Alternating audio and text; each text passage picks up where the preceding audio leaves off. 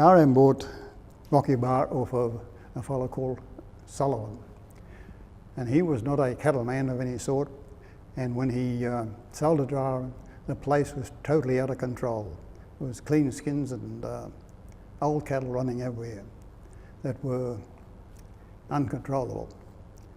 And one yarn goes that he had a fellow from Redbank, Reggie Willett, used to go up and give him a hand on the weekends and things like that. And he was young and very active. And they had these bullocks tied down at Emu Creek at the Lily Waterholes. Anyways, the next morning they took the coaches up from Rocky Bar and drove them up about 5 or 6 miles. When they got there, they were going to let these beasts up, and when they got to let up, and Red said to RM, "I think this fellow's dead," and he just died before he'd been just tied down too long. Anyways, they got the others up and took them home, and eventually they were sold through the sale yards. And RM was a very fellow that liked a lot of people, and we used to go up there quite regularly. And when he come here, he used to make pants for us that wanted to be spear grass proof, that would go through the material. And we did that for quite a long time before he got a cloth that was suitable for that purpose. And he had about 4 or 5 women around that used to sew his pants up and what he used to cut out. He didn't measure much because he'd just have a look at you and say, "Well, you were such and such a measurement," and he'd cut your pants out while you were out there waiting. And it was always right. And he could look at you and make you a pair of leggings, and you wouldn't have to worry, they would be the right size. And his boots were always wonderful to wear because they were such good fitting material.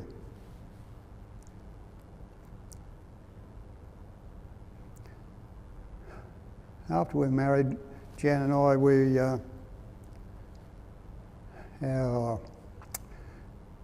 as our children come along, it was an hour's drive to town, and it was not every day that you went to town. And sometimes it was months before we went to town together, and it was really a day out to come to town. But as the children got older, we took them to Pony Club with the R.M. Williams family and the Neville Hamilton family from Dian, and we used to all congregate in one place, and then we'd go into town, have Pony Club that day, and then we'd go back home in the afternoon. Out in the bush on a dam where we were fencing, and that's where we got all our posts, and he used to come and cart the post and put them on the line for us. We did a lot of contract work, me and the brother, outside of Idevale here, and we went out to a place, me and my brother and another Aboriginal man. Brother said, "How long you going to keep us here?" Well, RM said, "Well, it'll probably as long as I stay here," because he said there's a lot of fencing to do here. So we did a lot of fencing out there at Rocky Bar. That was the name of RM's place. And there's other places in there as well. We done a lot of work there on a place called Lone Pine, a lot of ring barking, and then we ended up over at and when we used to go down to the station, we'd go down in the afternoon after work, and we wouldn't leave there till midnight to come back to our camp. And the knowledge of the man was, well, my brother said, I haven't met a bloke like that before, you know. He was terrific.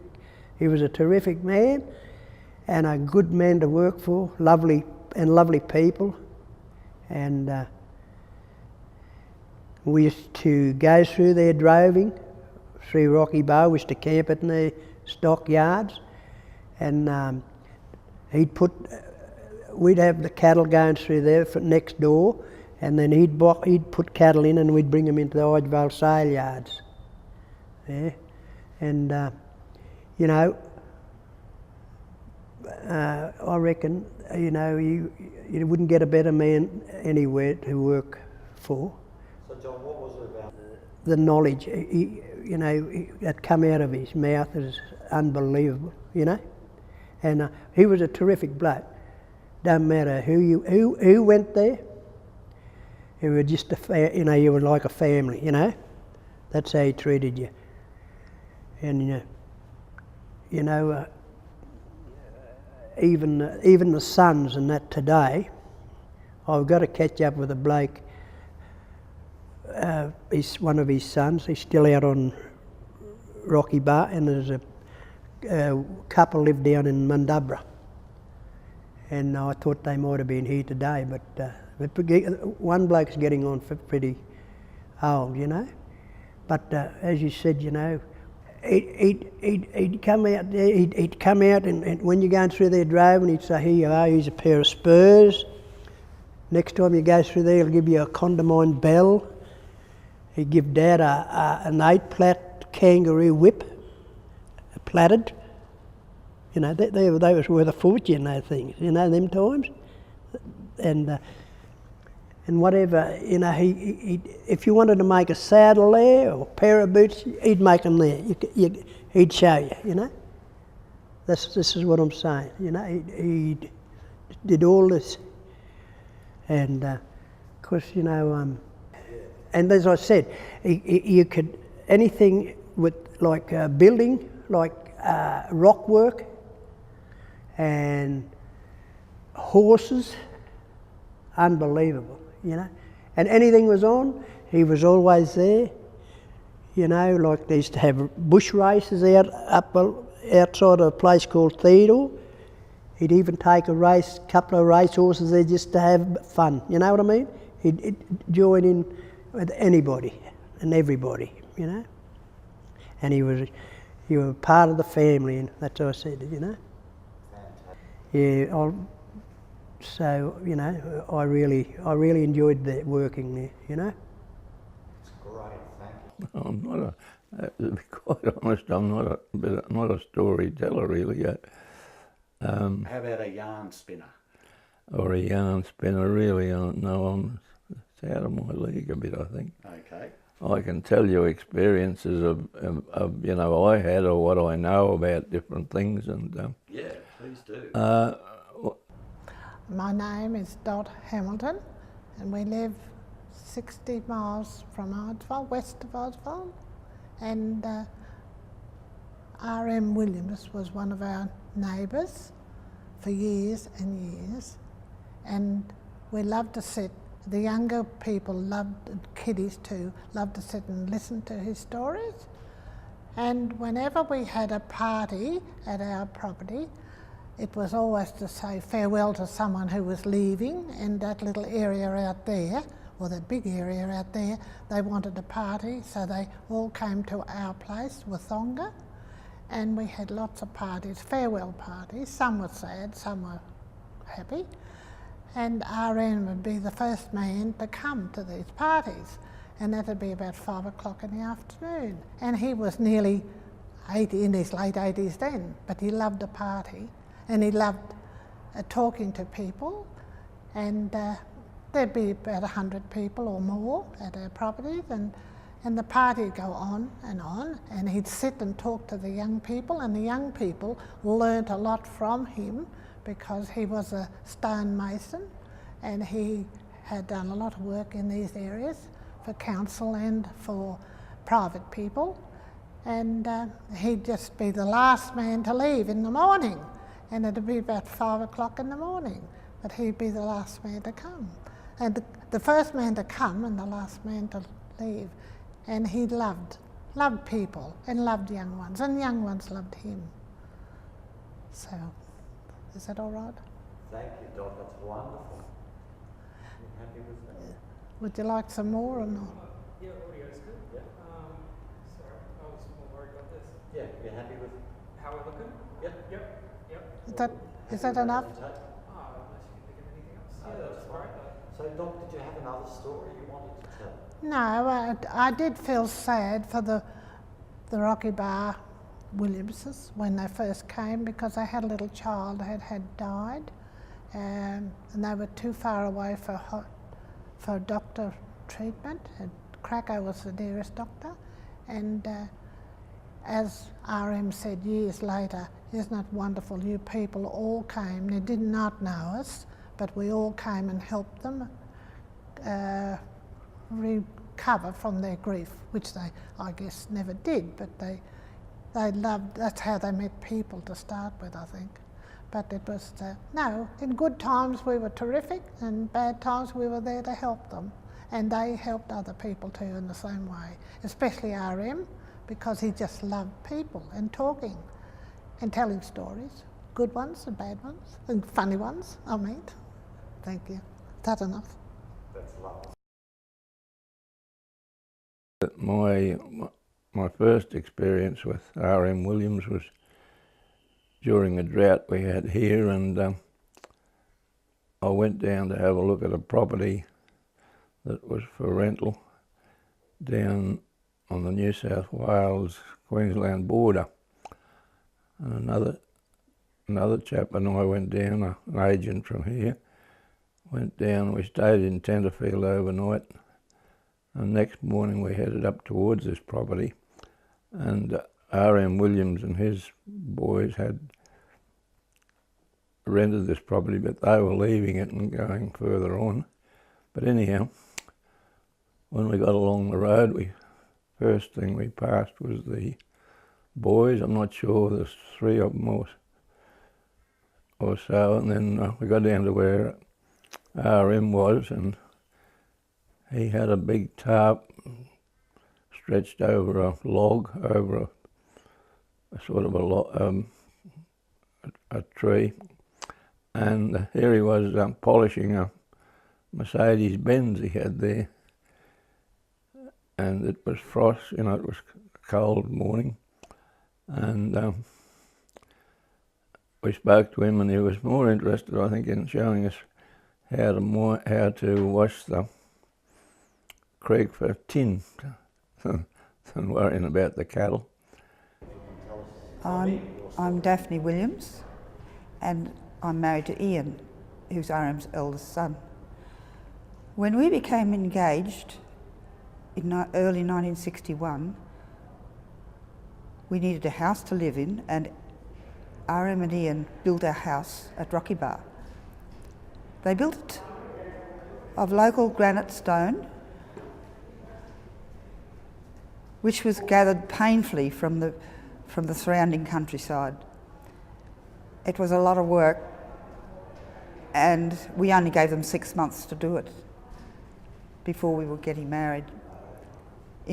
While we were doing this, they did all the rest of the cattle work, but all the spare time was spent on our house. And the result was beautiful. I spent many happy years in that house and raised 4 children, and it has a very special place in my memories. It's still there and is now known as the Old Stone House. Oh, okay, I'm Robin Williams. My story. I became involved with the family in 1968.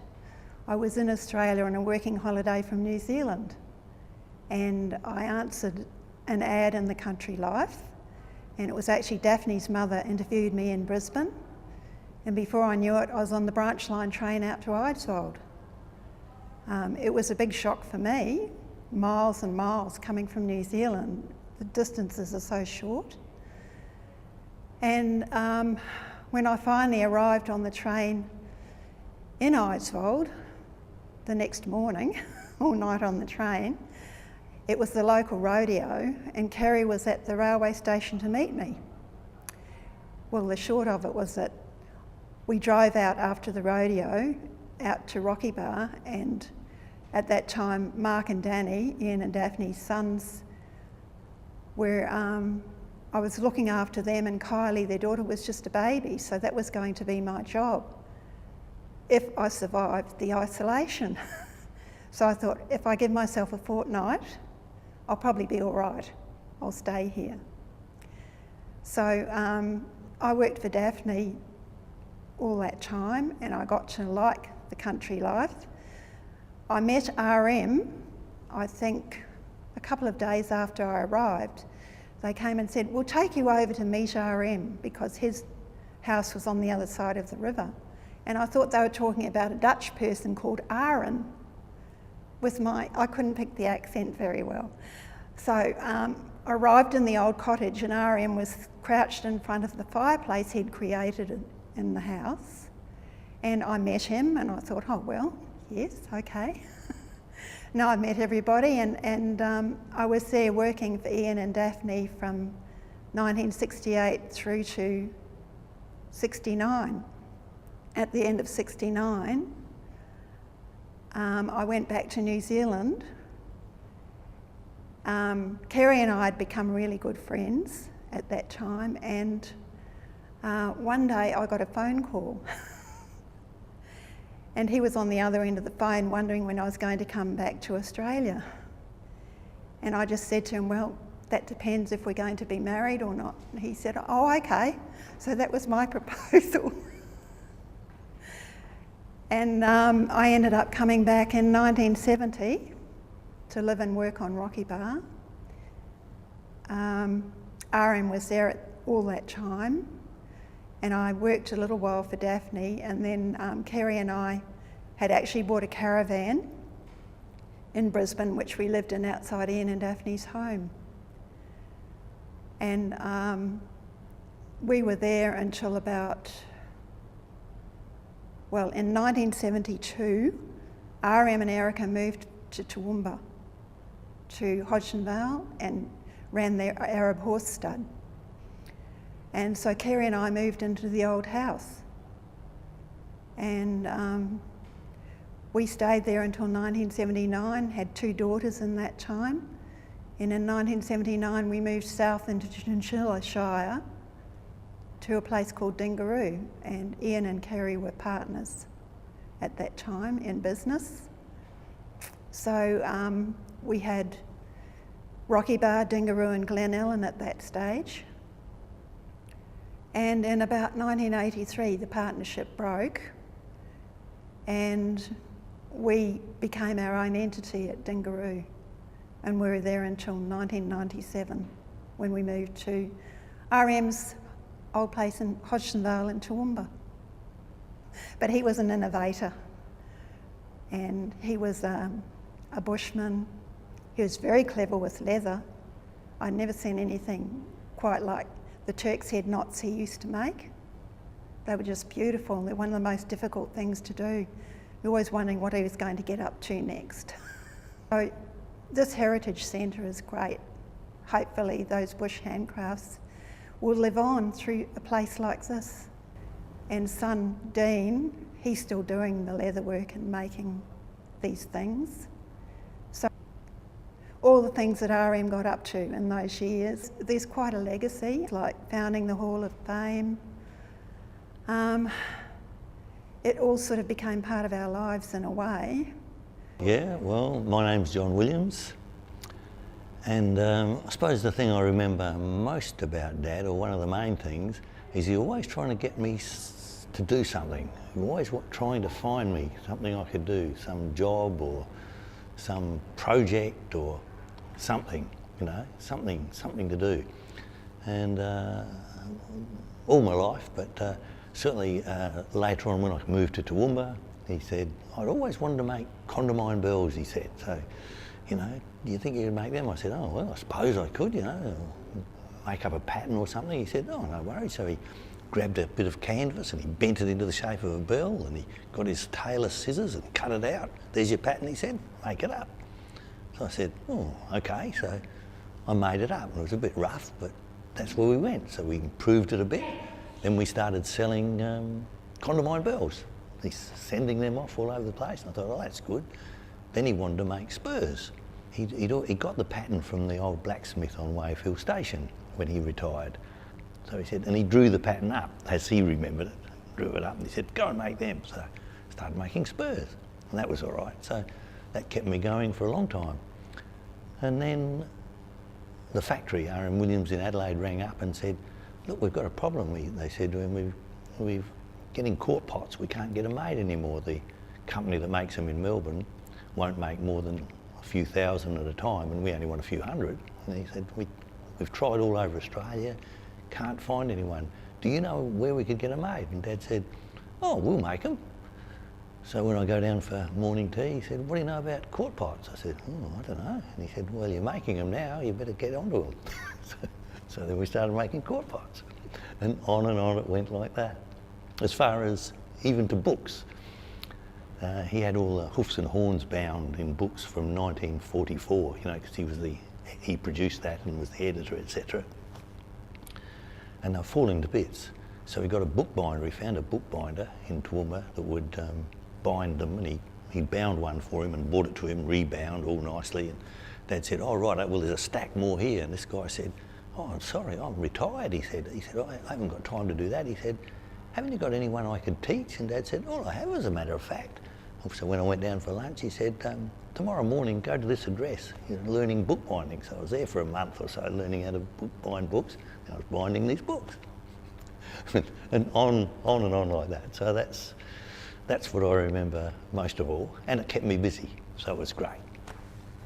Well, I used to go out there to RM's out at Rocky Bar years ago when we were young, really young, and we used to practice our rodeo riding out there. We used to drive out there and we'd camp down on the creek and then in our swags and that, and then we'd go up the next morning. He'd come down and wake us up and, hey, come on, breakfast ready, boys. Start practicing rodeo riding then. And we'd spend nearly half a day there sometimes, and then we'd come back to town. RM was my best mate. Obviously, we spent a lot of years together and did a lot of things together. We picked up pack orders in New South Wales and drove all through Queensland. He was looking for a place to settle at the time, and it rained for a solid week. And we camped in a place, Woodenbong, I think it was, and in an old house, and we got covered with fleas. In the blankets, in our clothes, and we had to ride for about 3 or 4 days before we got to somewhere we could get some DDT. So that's when we decided that that's why people are above dogs, because we can handle fleas one way or another. After Dad died, a lot of people came to me and told me things he'd done for them, in ways that he'd helped them. He'd never talked about it, but those things came back to us. He was, for instance, he was an honorary elder in one of the Aboriginal tribes. He didn't talk about that, but people kept coming through to his place in Hodsonvale just to tell him what was going on in the tribe. But this was just a little area of his life which nobody knew anything about. We mustered together, we built houses together, we drove cattle together. I doubt whether there's much I can say about him that hadn't been said. But I know after he died, we'd have a big rainfall, and I think I have to tell Dad about that. And I suddenly realised he wasn't there anymore. So it's many years now, but I still miss him. That's about all I have to say. Thank you, Dad. I've had quite a bit to do with him. I started off before the polo cross started in 1961, and he was patron at the time. And the first carnival we had, we were a bit short of players to make up 2 teams, and I loaned him a horse. And he played with us, but unfortunately RM had been a polo player and he was hitting the ball rather than trying to pick it up, so it was rather hilarious. But as time turned out, the Eidsvold #1 team won the polo cross the very first Polocross Carnival held in Idesville. So it was quite significant, really, that the patron should be part of that team, and I was able to loan him a horse to ride. Other than that, my other interest in RM was this red jacket. The Show Society was trying to formalise people showing up at the appropriate time for the judges, and we had a ring steward and marshalling steward, and RM thought, well, you know, it might look appropriate if we had something just a little bit better than the ordinary dirty clothes that we sort of showed up in.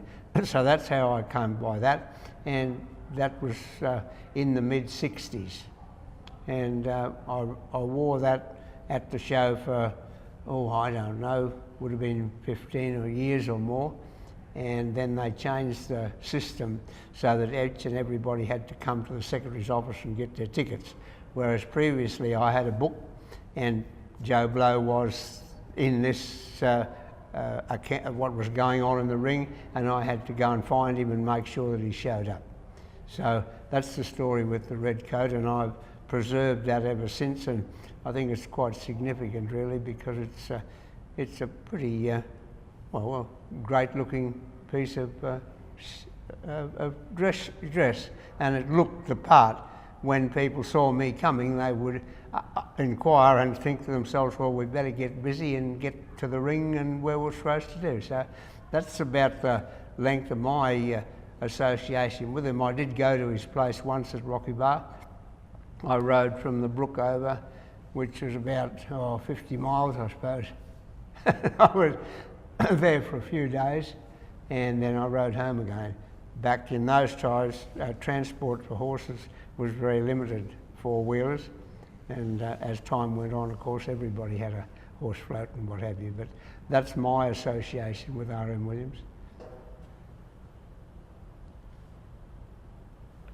Oh, no. You'll be right, mate. All right, so Clary, I'll just get you to state your name first, if you can. Hi, Clarence Jim Bales. Born and bred in this area, actually out on Clonave.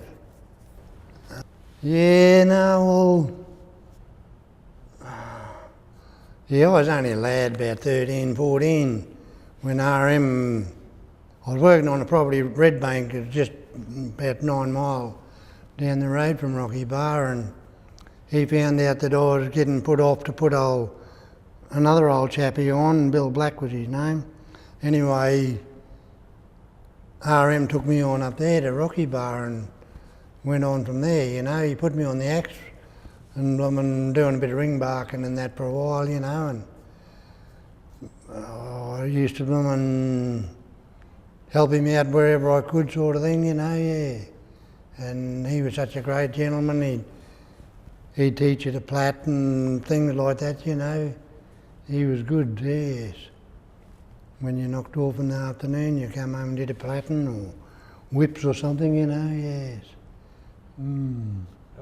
I got married when I was 17, actually, and she was looking after the children and that out there at Rocky Bar anyway, and we decided to get married, and whole RM come into the wedding and everything, you know, yeah. Yeah, I've still got the photo at home with RM at the wedding, yeah. But no, it was good, yeah.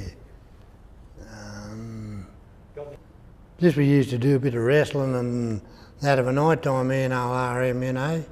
We'd start in the lounge, and then Mrs. Williams would chase us out of the lounge, and we'd end up down on the lawn and playing bloomin' wrestling and that on the lawn, like a pair of kids, you know. But he was really good, you know. He was stronger than what he thought he was, you know. I thought he was going to break my arm or something there a few times, you know, but he didn't. But he's a very powerful man, you know, yeah. And we had a lot of fun wrestling on the lawn like little kids, yeah. How old were you when that was happening? 15, 16, yes. Yeah, no, I was only just a little spindly lad then, not much bigger now. Yeah, no, we had a lot of fun there together at Rocky Bar. Yes, but it's sort of a bit far back now for me to remember, you know. It's just straight off the top of my head, yeah. But no, I loved every little bit that we did out there, you know. Yeah, no, I loved it. No. But when I was in my early 20s, I got very interested in camp drafting and started the camp draft. And that's when I met John. Then when we got married, RM was at our wedding. But because we lived in a community that was so far outside of where children usually communicate with each other, we used to come to Pony Club. And amongst the children who came to Pony Club was RM's family. Peter, Mary and Michael. And when our house was built, RM built the fireplace for us in the home. So that was something else. We had a fair bit of communication between the different ones.